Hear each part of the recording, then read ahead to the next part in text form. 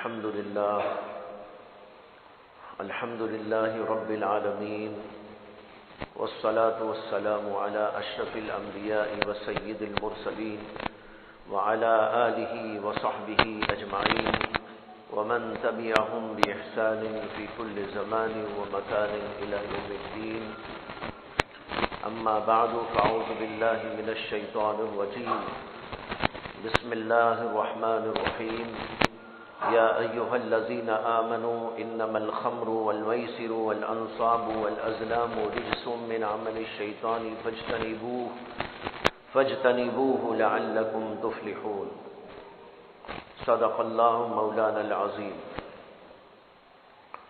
محترم حضرات، بھائیوں، بزرگوں اور دوستوں،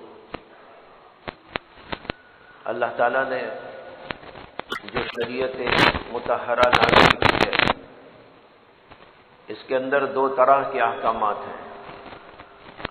ایک وہ احکامات ہیں جن کو مامورات کہا جاتا ہے. مامورات کہتے ہیں اللہ کے احکام کو جن کے کرنے کا حکم دیا گیا ہے، جیسے نماز پڑھو، روزہ رکھو، زکوٰۃ ادا کرو، حج کرو، یتیموں کی، بیواؤں کی، مسکینوں کی، ان سب کی دیکھ بھال کرو، قرآن پاک کی تلاوت کرو، اللہ کا ذکر کرو، ماں باپ کی خدمت کرو. یہ سب اللہ کے احکامات ہیں جن کو مامورات کہا جاتا ہے، یعنی کرنے کا جن کے حکم دیا گیا ہے. دوسرے وہ احکامات ہیں جن میں اللہ نے یا رسول اللہ صلی اللہ علیہ وسلم نے ہمیں منع کر دیا ہے کہ یہ کام کریں. ایسے امور کو منہیات کہا جاتا ہے، یعنی وہ چیزیں جن سے روکا گیا، جن سے منع کیا گیا کہ تمہیں یہ کام نہیں کرنا ہے. جیسے جھوٹ نہ بولو، کفر نہ کرو، شرک نہ کرو، زنا نہ کرو. یہ سارے احکامات وہ ہیں جن سے ہمیں منع کیا، جن میں ہمیں منع کیا گیا ہے کچھ کام کرنے سے. دو قسم کے احکامات شریعت مطہرہ میں آپ کو ملیں گے. انہی میں سے ایک چیز ہے نشے بازی، شراب. یہ بھی اللہ نے منع کیا ہے اور سخت طور پر اس سے منع کیا گیا ہے. لیکن دیکھا جاتا ہے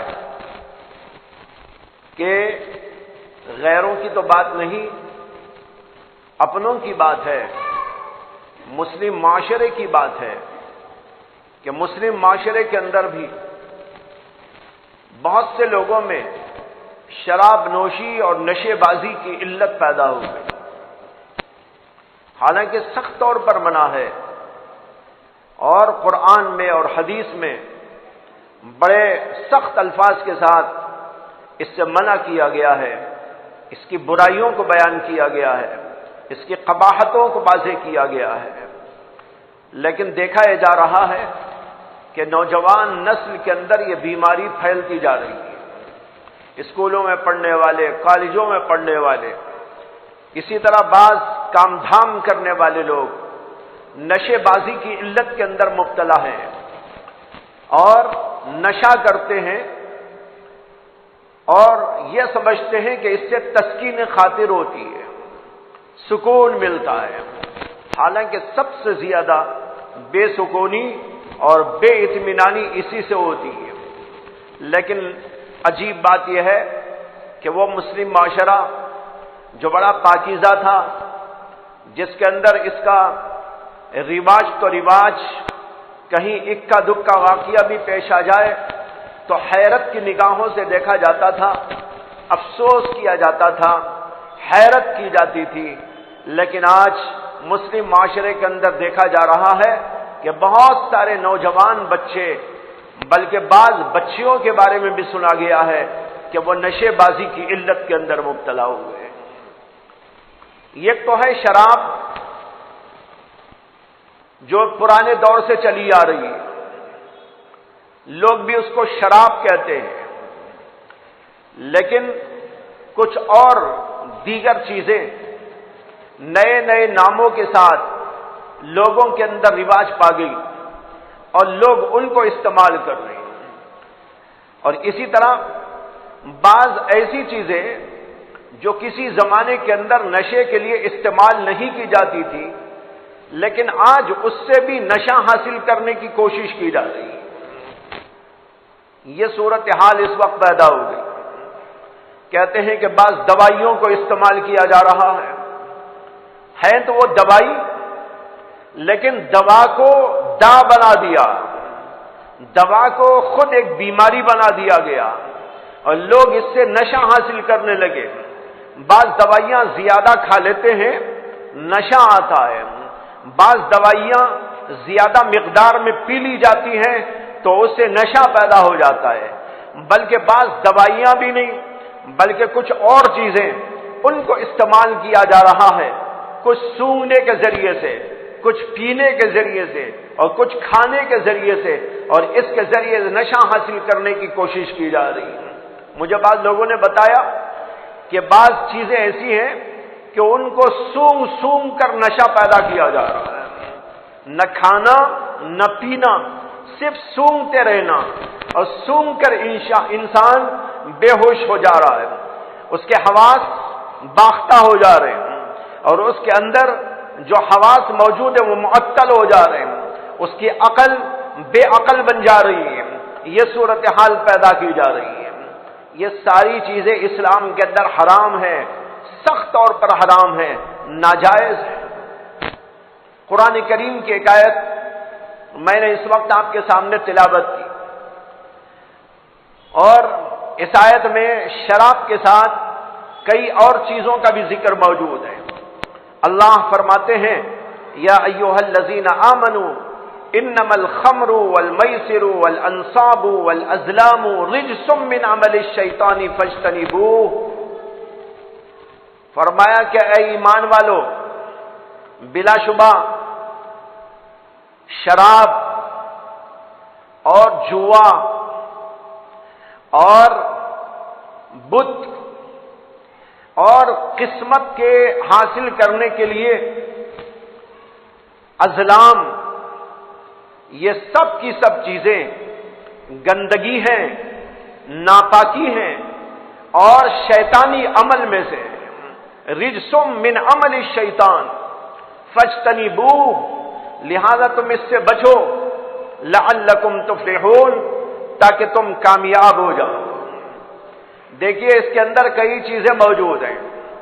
سب سے پہلے نمبر پر خمر یعنی شراب کا ذکر کیا گیا ہے. حدیث میں آتا ہے اور روایات میں موجود ہے، تاریخ بتاتی ہے کہ اسلام میں پہلے شراب حرام نہیں تھی، یعنی شراب کے حرام ہونے کا حکم نازل نہیں ہوا تھا، اور لوگ بھی پیتے تھے، مسلمان بھی پیتے تھے. اور عرب کے محاورے، عرب کے اندر رواج تھا شراب کو کثرت سے پینے کا. گھر گھر میں بوتلیں بھری رہتی تھی، گھر گھر کے اندر مٹکے ہوا کرتے تھے اور مٹکوں کے اندر شراب بھری ہوئی ہوتی تھی. اور بڑے بھی، چھوٹے بھی، بچے بھی، مرد بھی، عورتیں بھی، گھر کے سب لوگ بنا کسی استثناء کے ان مٹکوں سے پیتے تھے. جیسے کہ پانی کا مٹکا بھرا ہوا ہو اور گھر کا ہر آدمی پی لیتا ہے، اسی طریقے پر ان کے ہاں مٹکے شراب کے بھرے رہتے تھے اور گھر کا ہر فرد بلا کسی تذبذب کے ان کو استعمال کرتا تھا. چند لوگ تھے بچے ہوئے.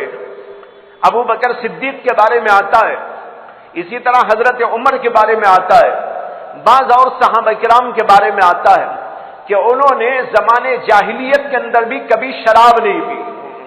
ایسے چند لوگ تھے، لیکن اکثر بیشتر جو وہاں کے لوگ تھے وہ سب کے سب شراب کے عادی تھے اور بغیر شراب کے ان کی زندگی کا تصور نہ تھا. بلکہ جب پیدا ہوتا تھا کوئی بچہ تو ہمارے ہاں شہد چٹا دیتے ہیں، کوئی کھجور چٹا دیتا ہے، لیکن ان کے ہاں تو یہ تھا کہ بچہ پیدا ہوا تو شراب چٹایا جاتا تھا، یعنی گھٹی میں شراب۔ اب جس کی گھٹی میں شراب پڑی ہو وہ بڑا ہو کے کیا کرے گا؟ ظاہر بات ہے یہ صورتحال تھی۔ تو اسلام نے پہلے تو منع نہیں کیا تھا، لیکن دھیرے دھیرے طور پر اللہ نے احکام نازل کیے تھے۔ شریعت ایک دم نازل نہیں ہو گئی، یہ بھی اللہ کی بڑی حکمت ہے، بہت بڑی مصلحت ہے کہ اللہ نے لکھی لکھائی شریعت ایک دم نازل نہیں فرما دی کہ بھئی یہ چیزیں تم کو کرنا ضروری ہے اور یہ چیزیں تمہارے لیے ناجائز ہیں، ایک فہرست بنا کے نازل کر دی ہو۔ نہیں، اللہ کی بڑی حکمت ہے، بڑی مصلحت ہے کہ اس نے دھیرے دھیرے دھیرے احکامات کو نازل کیا، ایک حکم کو نازل کیا، اس کے اوپر تربیت کی گئی، لوگوں کے دلوں میں اس کو رچایا بسایا گیا، ان کے عمل کے اندر اس کو اجاگر کیا گیا۔ جب اچھی طرح مضبوط ہو گئے، دوسرا حکم نازل ہوا، پھر تیسرا حکم نازل ہوا، پھر چوتھا حکم نازل ہوا، ایک بعد دیگر احکام نازل کیے جاتے رہے۔ اسی طریقے پر جن چیزوں سے منع کیا گیا وہ بھی ایک دم سب کی سب چیزیں نازل نہیں ہو گئی، یہ چیزیں تمہارے لیے ناجائز ہیں، بلکہ ایک کے بعد ایک، ایک کے بعد ایک نازل کی گئی تاکہ لوگوں کو چھوڑنا آسان ہو جائے اور لوگ آہستہ آہستہ آہستہ اس کو چھوڑ دیں۔ اس لیے کہ ایک دم منع کیا جاتا ہے تو بسا اوقات آدمی کامیابی کے ساتھ اس کو چھوڑ نہیں پاتا۔ یہ اللہ کی حکمت تھی اور مصلحت تھی۔ تو اللہ نے اس طور پر شریعت کو دھیرے دھیرے نازل کیا۔ تو شراب پہلے ہی حرام نہیں کر دی گئی، کچھ اور چیزیں حرام کی گئی، اور پھر اس کے بعد ایک زمانہ آیا کہ اللہ تبارک و تعالی نے شراب کو حرام تو نہیں کہا، لیکن اتنا بتایا شراب کے اندر گناہ کی باتیں، نقصان کی باتیں، تم کو اس سے بچنا بھلا ہے، تاکہ لوگ پریکٹس کریں بچنے کی اور ہمت کریں چھوڑنے کی، ان کے اندر عادت پڑے چھوڑ جانے کی۔ اس لیے اللہ نے اس کا جو ہے ایک ذکر کیا کہ ان چیزوں کے، اس چیز کے اندر تمہارے لیے کچھ برائیاں موجود ہیں۔ چنانچہ قرآن کریم کے اندر موجود ہے یسألونک عن الخمر والمیسر قل فیہما اسم کبیر ومنافع للناس۔ اے نبی علیہ الصلوۃ والسلام، لوگ آپ سے سوال کرتے ہیں شراب کے بارے میں اور آپ سے پوچھا کرتے ہیں جوئے کے بارے میں کہ شراب حلال ہے حرام ہے، جوا حلال ہے حرام ہے، یا ہمیں اسے چھوڑنا ہے کہ رکھنا ہے۔ لوگ سوال کرتے تھے، اس لیے کہ ان کو بھی اندازہ تھا، صحابہ کو بھی اندازہ تھا کہ اس کے اندر برائیاں ہیں، اور یہ شراب ایسی بری چیز ہے کہ کوئی بھی عقل مند انسان جس کے اندر کچھ بھی سمجھ بوجھ ہو، عقل و دانش اور فہم موجود ہو، وہ آدمی نہیں کہہ سکتا کہ بھئی شراب کوئی اچھی چیز ہے۔ ہر آدمی کہے گا نہیں شراب تو اچھی چیز نہیں ہے۔ آپ کسی ہندو سے پوچھ لیجئے، کسی کرسچن سے پوچھ لیجئے، کسی یہودی سے پوچھ لیجئے، اور کسی اللہ کو نہ ماننے والے سے پوچھ لیجئے، کوئی بھی نہیں کہے گا شراب اچھی چیز ہے۔ خواہ وہ پیتا ہو لیکن کہے گا نہیں اچھی چیز تو نہیں ہے۔ کوئی مشورہ کرنے جائے شرابی سے کہ جناب آپ بہت شراب پیتے ہیں، شاید آپ کو بڑا نفع ملا ہوگا، آپ کو بہت اچھائیاں اور خوبیاں مل گئی ہوں گی، ذرا مجھے بھی مشورہ دیجئے کہ میں شراب پیوں کہ نہ پیوں۔ ذرا بھی فہم اس کے اندر ہوگی نا تو وہ شراب کا عادی انسان یہی کہے گا کہ بھائی میں تو بری لت میں مبتلا ہو گیا ہوں، لیکن اللہ کا واسطہ تم کبھی یہ حرکت نہ کرو۔ شرابی بھی یہی کہے گا۔ تو یہ ایسی چیز ہے کہ اس کی برائی کے اندر کوئی شبہ نہیں۔ اور جیسے کہ میں نے کہا شراب تو حرام ہونی ہی تھی اسلام میں، لیکن اللہ نے حکمتاً ایک دم اس کو حرام نہیں کیا، آہستہ آہستہ آہستہ اس کو حرام کیا گیا۔ تو جب لوگوں نے پوچھا یہ اندازہ کرتے ہوئے کہ شراب تو کوئی اچھی چیز نہیں ہے، یسألونک عن الخمر والمیسر، تو اللہ نے اس کے جواب کے اندر فرمایا قل فیہما اسم کبیر ومنافع للناس۔ اے نبی علیہ السلام، آپ اس کے جواب میں لوگوں کو بتا دیجئے کہ ان دونوں چیزوں میں، یعنی شراب میں بھی اور جوئے بازی میں بھی، ان دونوں کے اندر بہت برائیاں موجود ہیں، بہت بڑا گناہ ہے اس کے اندر۔ بہت بڑا گناہ بولنے کا مطلب ہے بہت برائیاں ہیں اس میں، بڑی قباحتیں ہیں اس میں، اور بہت نقصانات ہیں اس کے اندر۔ یہ اشارہ دیا اس کے اندر، قل فیہما اسم کبیر ومنافع للناس۔ ہاں، کچھ منفعتیں بھی ہیں لوگوں کے لیے، تھوڑی بہت کچھ اچھائی، اللہ نے ہر چیز کے اندر کچھ اچھائیاں بھی رکھی ہیں۔ زہر کو لے لیجئے،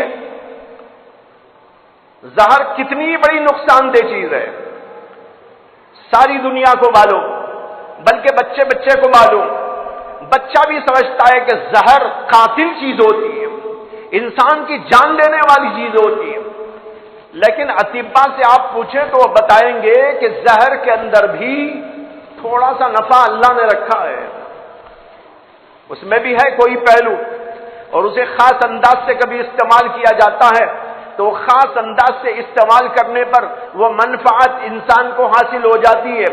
یہ اللہ کی حکمت ہے، مصلحت ہے، کیوں رکھا، کب کے واسطے رکھا، عام حالات میں نہیں رکھا ہے۔ عام حالات میں تو یہ ہے کہ انسان اس سے جو ہے مر جاتا ہے، لیکن طبیب اور ڈاکٹر اس کے خاص انداز سے اس کا علاج کرنا چاہے تو کر سکتا ہے، اس لیے اللہ نے اس کے اندر وہ رکھا۔ تو کہتے ہیں یسألونک عن الخمر والمیسر قل فیہما اسم کبیر ومنافع للناس۔ اے نبی، آپ ان کو کہہ دیجئے ان دونوں چیزوں کے اندر بہت بڑا گناہ ہے، معمولی قسم کا گناہ نہیں ہے، بہت بڑا گناہ ہے۔ اور بہت بڑا گناہ کیوں ہے؟ اس لیے کہ اس کے اندر بڑی برائیاں ہیں، اس کے اندر بڑی قباحتیں ہیں، اس کے اندر بہت زیادہ نقصانات ہیں، اس لیے اللہ نے اشارہ دے دیا، لیکن منع اب بھی نہیں کیا گیا، اور پھر بات آگے بڑھتی رہی۔ کچھ لوگ پرہیز کرنا شروع کر دیے، بھئی اتنی بری چیز اللہ کہہ رہے اسم کبیر، اس کے اندر بہت بڑا گناہ، تو ہم کو اس سے بچنا چاہیے۔ تو بہت سارے صحابہ نے شراب چھوڑ دی، لیکن کچھ لوگ یہ سوچنے لگے کہ اللہ نے منع تو نہیں کیا ہے، اس لیے وہ پیتے رہے، لیکن کچھ تخفیف کر دی، ذہن سازی ہو گئی، اللہ نے اس کے ذریعے سے ان کا ذہن بنا دیا کہ یہ چھوڑنے کی چیز ہے، پینے کی چیز نہیں ہے، استعمال کرنے کی چیز نہیں ہے۔ ان کا ذہن اندر سے تیار ہونے لگا کہ جب بھی ان کو منع کیا جائے تو وہ چھوڑ دیں گے۔ پھر اس کے بعد ایک دور آیا کہ اس میں کچھ واقعات پیدا ہوئے۔ ایک دفعہ ایسا ہوا کہ شراب پی کچھ حضرات نے، اور اس کے بعد نماز کا وقت آ گیا۔ نماز کے وقت غالباً مغرب کی نماز تھی، اس سے پہلے شراب کا دور چلا، نشے کی حالت تھی، اور اسی کے اندر جا کر نماز پڑھانے کے لیے کھڑے ہو گئے۔ ایک صحابی نے نماز پڑھائی اور اس کے اندر قل یا ایھا الکافرون سورت پڑھنی تھی، جس میں اللہ نے کہا قل یا ایھا الکافرون لا اعبد ما تعبدون۔ اے نبی، آپ کہہ دیجئے اے کافرو، میں ان چیزوں کی پوجا نہیں کرتا جن کی پوجا تم کرتے ہو، اور تم اس کی پوجا نہیں کرتے جس کی پوجا میں کرتا ہوں۔ ہمارے نبی اور صحابہ تو عبادت اللہ کی کرتے تھے، اور زمانے جاہلیت کے کافر یہ پوجا کرتے تھے غیر اللہ کی، بتوں کی۔ اللہ نے قرآن میں کہا اے نبی، آپ اعلان کر دیجئے اور ان سے کہہ دیجئے یا ایھا الکافرون لا اعبد ما تعبدون ولا انتم عابدون ما اعبد میں جس کی عبادت کرتا ہوں تم اس کی عبادت نہیں کرتے، اور تم جس کی عبادت کرتے ہو بتوں کی، میں اس کی عبادت کرنے والا نہیں ہوں۔ اب صحابی نماز پڑھانے کے لیے کھڑے ہوئے، عقل و حواس غائب تھے، حق و باطل ختم ہو گیا تھا، سمجھ بوجھ ختم ہو گئی تھی، اس لیے کہ شراب کا یہی سب سے بڑا نقصان ہے کہ شراب پینے والے کی عقل ختم ہو جاتی ہے۔ چنانچہ وہ صحابی نماز پڑھانے کھڑے ہوئے ہیں اور سورہ قل یا ایھا الکافرون پڑھنا چاہتے ہیں، لیکن پڑھ رہے ہیں یہ قل یا ایھا الکافرون اعبد ما تعبدون، میں انہی کی پوجا کرتا ہوں جن کی پوجا اے کافرو تم کرتے ہو۔ نعوذ باللہ، قرآن تو کہتا ہے میں عبادت ان کی نہیں کرتا جن کی تم عبادت کرتے ہو، اور یہ نشے کی حالت میں پڑھتے ہیں الٹا اور کہتے ہیں اعبد ما تعبدون، میں اسی کی عبادت کرتا ہوں جس کی عبادت تم کرتے ہو، یعنی بتوں کی۔ جب یہ آیتیں پڑھی گئی ظاہر بات ہے کفریہ مضمون تھا، شرکیہ مضمون تھا۔ اللہ نے اس کے بعد قرآن کریم کے اندر ایک اور آیت کریمہ نازل فرمائی، اور اس کے اندر فرمایا یا ایھا الذین آمنوا لا تقربوا الصلاۃ وانتم سکارا، اے ایمان والو تم نماز کے قریب بھی نہ جاؤ جبکہ تم نشے کی حالت میں ہو۔ نشے کی حالت کے اندر نماز کے قریب جانے کی اجازت نہیں، یہ ہے آیت کا مفہوم۔ لا تقربوا الصلاۃ وانتم سکارا، وانتم سکارا سے ملا کے ترجمہ ہوگا کہ اے ایمان والو نشے کی حالت میں نماز کے قریب نہ جاؤ۔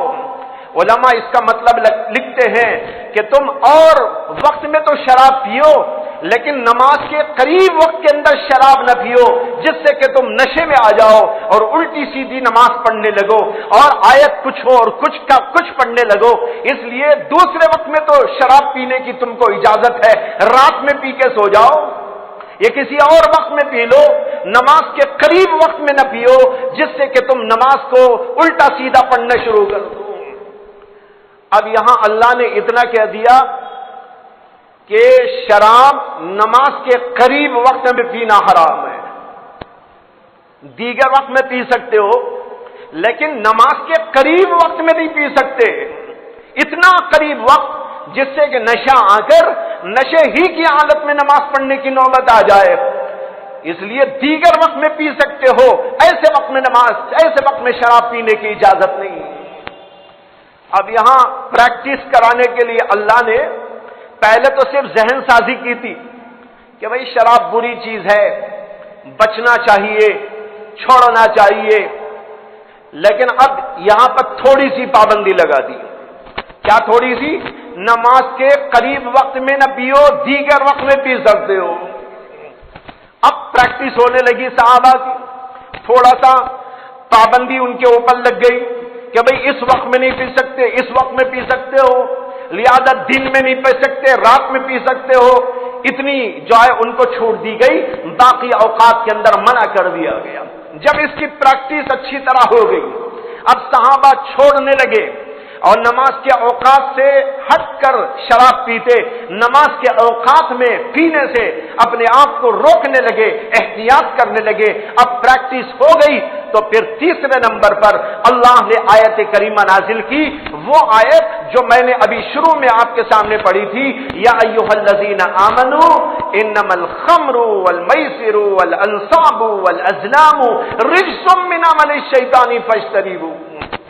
اب تم کو عادت ڈال دی گئی، پریکٹس کرا دی گئی، ذہن سازی کر دی گئی، اس کی برائیاں قباحتیں واضح کر دی گئی، لہذا اب تم کو حکم دیا جاتا ہے اے مومنو یہ شراب ایک رجس ہے، گندگی ہے، ناپاکی ہے اور شیطانی عمل ہے، اس لیے بالکل اس سے اجتناب کرو، اب تمہیں اس کے پینے کی اجازت نہیں۔ حدیثوں میں آتا ہے کہ جب یہ آیت کریمہ نازل ہوئی تو ایک جگہ پر صحابہ کرام کی ایک مجلس لگی ہوئی تھی حضرت ابو طلحہ کے مکان میں۔ حضرت ابو طلحہ حضرت انس بن مالک رضی اللہ تعالی عنہ کے سوتیلے باپ ہوتے ہیں۔ حضرت انس کے والد کا انتقال ہو جانے کے بعد ان کی والدہ حضرت ام سلیم کا نکاح حضرت ابو طلحہ سے ہو گیا تھا۔ تو ابو طلحہ حضرت انس بن مالک کے سوتیلے باپ، ان کا گھر تھا، بڑے مالدار آدمی تھے، اور جو ہے ان کے گھر میں لوگ جمع ہوتے تھے، مجلسیں جمتی تھی، شراب نوشی ہوتی تھی۔ حضرت انس بن مالک کہتے ہیں کہ میں ہی لوگوں کو شراب تقسیم کر رہا تھا، اس لیے کہ حضرت انس چھوٹے تھے، بچے تھے وہ۔ تو حضرت ابو طلحہ کے مکان کے اندر جو ہے شراب ڈال ڈال کر پلائی جا رہی تھی۔ حضرت انس کہتے ہیں کہ میں ہی لوگوں کو شراب پلا رہا تھا، کئی صحابہ بیٹھے ہوئے تھے، پی رہے تھے، لیکن جو ہی یہ آیت کریمہ نازل ہوئی، اللہ کے نبی علیہ السلام نے ایک منادی کو بھیجا، جاؤ گلی کوچوں میں اعلان کر دو کہ شراب حرام ہو چکی ہے، الا ان الخمر قد حرمت، جا کر اعلان کر دو کہ شراب حرام ہو گئی۔ اب ایک منادی، ایک صحابی گلی کوچوں میں، بلکہ کئی صحابہ الگ الگ گلی کوچوں میں اعلان کرتے پھر رہے تھے، اللہ کے نبی نے ہم کو بھیجا ہے اور شراب اسلام کے اندر حرام ہو گئی۔ جب یہ اعلان کرنے کے لیے گلی کوچوں میں لوگ نکلے اور اعلان کرنے لگے، تو حضرت ابو طلحہ کے مکان کے پاس بھی ایک صحابی آئے، انہوں نے بھی اعلان کیا۔ لوگوں نے کہا کیا اعلان ہے، سنو۔ اب سنتے ہیں تو وہ اعلان کر رہا ہے، اللہ کے نبی نے مجھ کو بھیجا ہے یہ اعلان کرنے کے لیے کہ شراب حرام ہو گئی۔ عجیب تھے صحابہ کرام، جو ہی اعلان سنا ہے، روایتوں میں آتا ہے کہ کسی کے ہاتھ میں شراب تھی تو جہاں تھی وہیں اس نے رکھ دیا، جہاں ہاتھ میں تھی ابھی اٹھایا تھا پینے کو، منہ کو لگایا نہیں تھا، لیکن جو ہی اعلان سنا وہیں پر اس نے اس کو پٹک دیا۔ اور کوئی صحابی تھے جنہوں نے منہ کے پاس میرے جا کے لگا دی تھی، ایک گھونٹ لوں گا، لیکن جو ہی اعلان سنتے ہیں منہ میں جو تھی وہ تھوک دی، اندر نہیں۔ اس طریقے پر حضرات صحابہ کرام نے شراب کی حرمت نازل ہوتے ہی، جو پہلے ہی سے ان کو اندازہ بھی تھا کہ اس کی حرمت نازل ہونے والی ہے، اس لیے ان کا ذہن بنا ہوا تھا، کہتے ہیں کہ جہاں جہاں کی شراب وہی روک گئی۔ اور پھر یہ ہوا، روایتوں میں آتا ہے کہ گھروں کے اندر جو شراب کے مٹکے رکھے ہوئے تھے، صحابہ کرام لا لا کے انڈیلنے لگے۔ ہزاروں روپوں کی اس زمانے کی شراب تھی اور بھرے بھرے مٹکے موجود تھے۔ جیسے کہ میں نے کہا پانی کی جگہ یہی استعمال ہوتا تھا ان کے ہاں، دن رات نشے کی حالت میں رہتے تھے لوگ۔ اب وہاں پر لا لا کے بہا رہے ہیں، لا لا کے بہا رہے ہیں۔ روایتوں میں یہاں تک آتا ہے کہ اس دن مدینے کی گلیوں کا حال یہ تھا کہ شراب کے بہنے کی وجہ سے چھوٹی موٹی گویا کہ نہریں بن گئی تھی مدینے کی گلیاں۔ مدینے کی گلیوں میں شراب نہروں کی طرح بہ رہا تھا، سارے کا سارا شراب انڈیل دیا گیا۔ اور پھر اس کے بعد شراب کے حرام ہونے کے بعد کیا سوال پیدا ہوتا ہے؟ یہ تھے حضرات صحابہ جنہوں نے اللہ کے نبی کے حکم کے اوپر، اللہ کے حکم کے اوپر یوں عمل فرمایا تھا کہ جہاں تھی شراب وہیں پر ختم کر دی، ایک گھونٹ اپنے منہ کے اندر نہیں لیا۔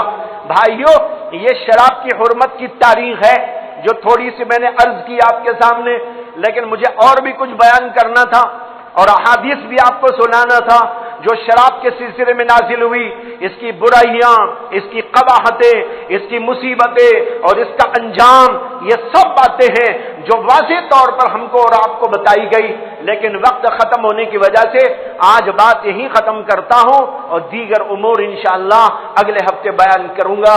وآخر دعوانا ان الحمدللہ رب العالمین۔